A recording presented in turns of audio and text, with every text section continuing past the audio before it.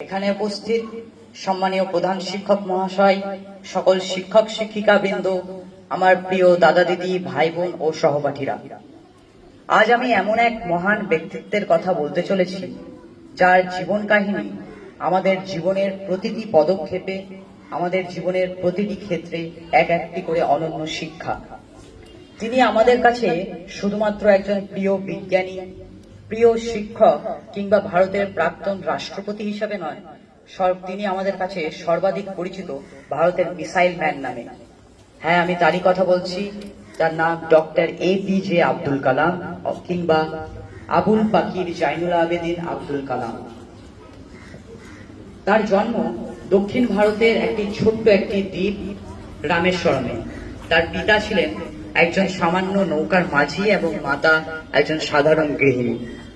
পারিবারিক অবস্থা ভালো না থাকলেও তিনি পড়াশোনার প্রতি ছিলেন অত্যন্ত কৌতূহলী এবং কঠিন পরিশ্রমী। তিনি সকালবেলা প্রতিদিন খবরের কাগজ বিলি করে নিজের পড়াশোনার খরচ জোটাতেন। তার ছোটবেলার একটি গল্প প্রায় এখানে সবারই জানা, যে একদিন তার স্কুলের মাস্টারমশাই তাদের ক্লাসে পাখি কিভাবে আকাশে ওড়ে সেটা নিয়ে পড়াচ্ছিলেন। সেদিন ছোট্ট আব্দুল কালাম তাকে জিজ্ঞাসা করেছিল, মানুষ কি কখনো উঠতে পারে না স্যার? সেদিন তার মাস্টারমশাই তাকে উত্তর দিয়েছিলেন যে মানুষ নিজে কখনো উঠতে পারে না, কিন্তু মানুষ একটি যান বানিয়েছে যার নাম এরোপ্লেন, তাতে চড়ে সে উঠতে পারে। সেই দিন তার মনে একটাই স্বপ্ন জাগে যে সে একদিন আকাশে উঠবে, সে একদিন পাইলট হবে। পরবর্তীকালে তিনি কলেজে এরোস্পেস ইঞ্জিনিয়ারিং নিয়ে পড়াশোনা করেন এবং পড়াশোনা চলাকালীন তিনি IAF বা ইন্ডিয়ান এয়ারফোর্সের পাইলটের পরীক্ষা দেন, কিন্তু দুর্ভাগ্যক্রমে সেখানে সিলেকশন সিট ছিল 8টি এবং তিনি র্যাঙ্ক করেন 9ম। কিন্তু তিনি হার মানেননি। পরবর্তীকালে DRDO-তে যোগ দেন এবং সেখান থেকেই 1980 খ্রিস্টাব্দ থেকে ইসরো এবং DRDO-তে নেতৃত্ব দিয়ে বহু সফল পরিকল্পনা গঠন করেন।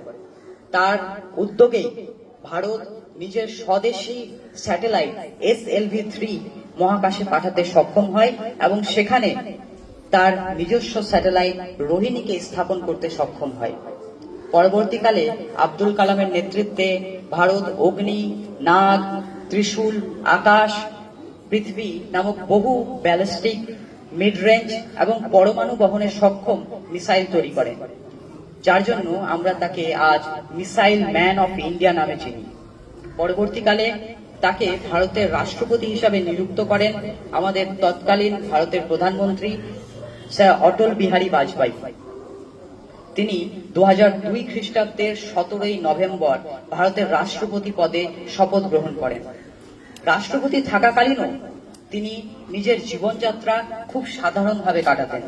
তিনি তার বেতনের প্রায় সম্পূর্ণটাই দান করতেন জনসেবার জন্য এবং মানুষের কল্যাণের জন্য।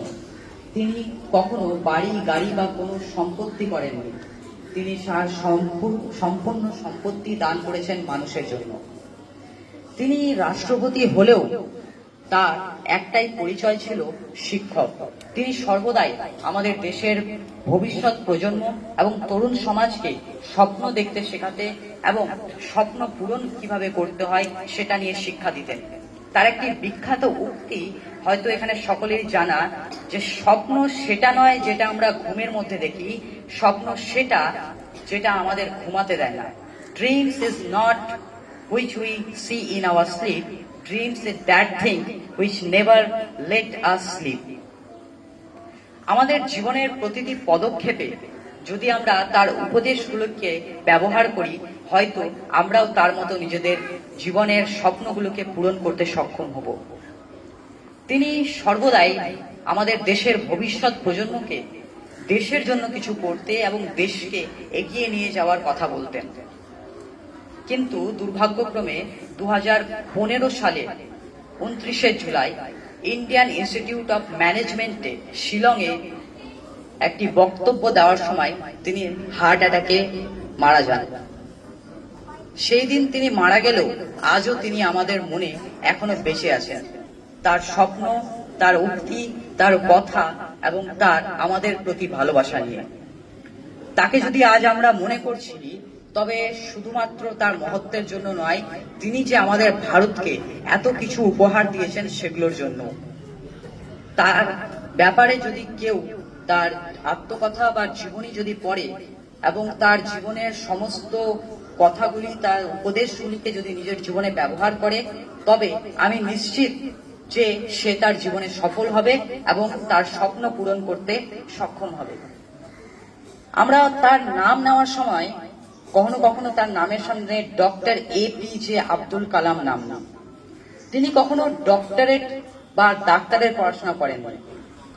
তাকে এই ডক্টর উপাধি দেওয়া হয়েছিল সুইজারল্যান্ড ইউনিভার্সিটি থেকে। তিনি একবার রাষ্ট্রপতি থাকাকালীন সুইজারল্যান্ডে ভ্রমণ করতে যান। সেখানে সুইজারল্যান্ড ইউনিভার্সিটি তার মহত্বের জন্য তাকে ডক্টরেট উপাধিটা উপহার করে। এর দ্বারা আমরা তার যে মহত্ব, তার ব্যক্তিত্ব, যে শুধুমাত্র তিনি ভারতই মহান ছিলেন বা ভারতের জন্যই করেছেন সেটা নয়, তিনি যে পুরো বিশ্বে একজন মহান ব্যক্তিত্বের রূপে নিজেকে প্রতিষ্ঠা করতে পেরেছেন তাও আমরা বুঝতে পারি। তিনি ভারতের জন্য নিজের প্রায় সম্পূর্ণ জীবনকে সমর্পণ করেছেন। একবার তার কাছে নাসা থেকেও প্রস্তাব এসেছিল সেখানে কাজ করার জন্য, কিন্তু তিনি সেটাকেও প্রত্যাখ্যান করেন শুধুমাত্র ভারতের জন্য। তিনি ভারতের ইসরো, ভারতের DRDO, ভারতের রাষ্ট্রপতি, ভারতের একজন বিখ্যাত বিজ্ঞানী কিংবা শিক্ষক হিসাবে সবসময় কাজ করলেও তার একজন মহান ব্যক্তিত্ব রূপে ভারত কখনোই ভুলতে পারবে না, বা ভারত কখনোই তাকে কখনোই এমন হবে না যে ভারত তাকে মনে করবে না। তিনি ভারতের জন্য সর্বদাই অমর হয়ে থাকবেন এবং পুরো বিশ্বে তিনি সর্বদাই বেঁচে থাকবেন। তার প্রতি আমার শ্রদ্ধাঞ্জলি জানিয়ে আমি এইটুকু বলে আমার বক্তব্য শেষ করছি।